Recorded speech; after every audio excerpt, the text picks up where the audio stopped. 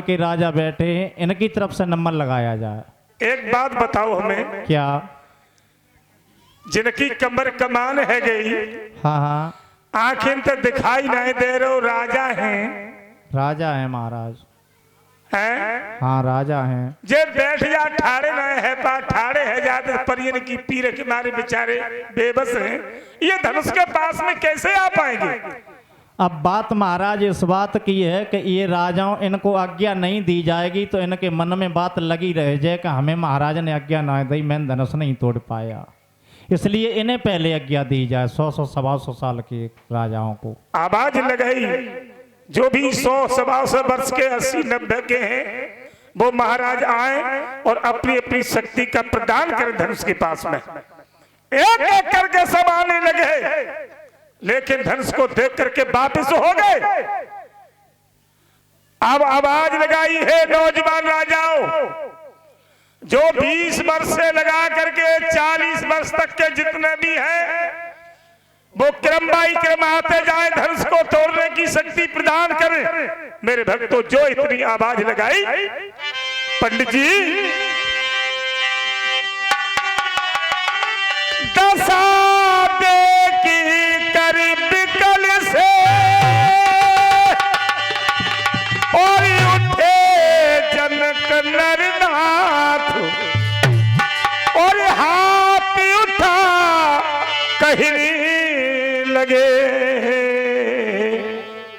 एक आहा के साथ आओ जल्दी। सुनते ही ये सूचना और उमड़ उठे नरपाल और बाधिक कमरी मैदान में कोई कूद पड़े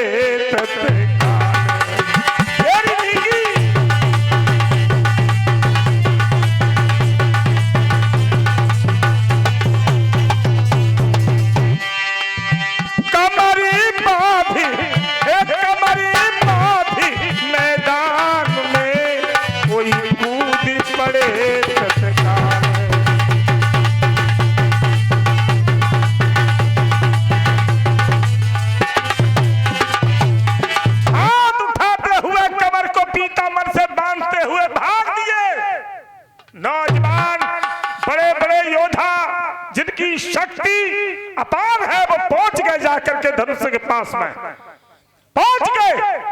और इतना ही नहीं भक्तों, अपनी अपनी बाह समेट ली, पहुंच गए।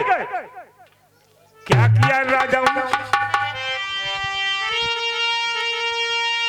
फिर बढ़े और फिर बढ़ा जो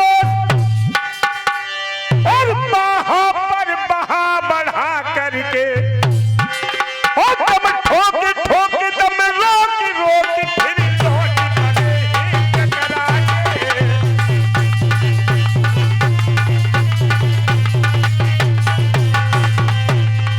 ताकत लगा रहे, टूट जा धनुष, फिर बढ़े फिर बढ़ा जो और बहा बढ़ा करके बढ़ा दी ताकत, हाथ बढ़ाए तोड़ने की कोशिश कर रहे और दम ठोक दम रोक फिर लौट पड़े ही टकरा के।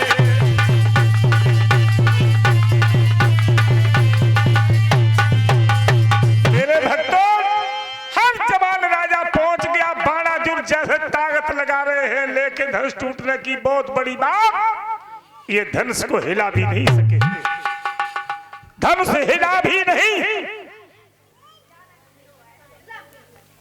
बताइए 10,000 राजा एक एक करके लगे, किसी राजा ने धनुष को हिला नहीं सके।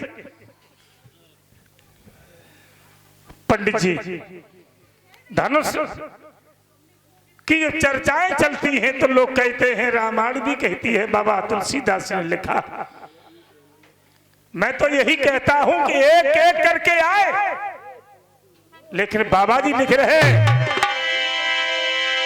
कि भूप सहस 10 एक